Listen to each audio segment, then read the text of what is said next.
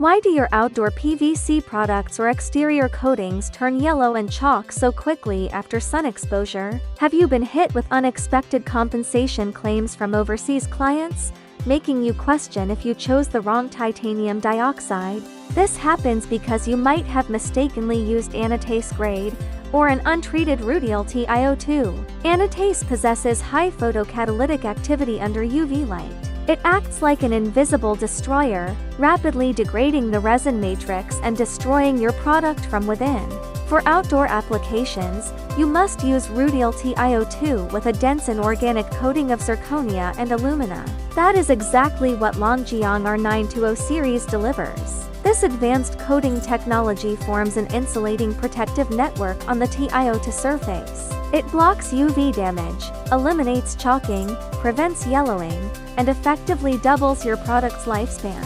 Eliminate quality pain points and stop customer claims at the source. Choose Liangjiang Tio2 to keep your outdoor products flawless under the sun. Contact us today for technical data and free samples. Don't forget to like, subscribe, and hit the bell icon.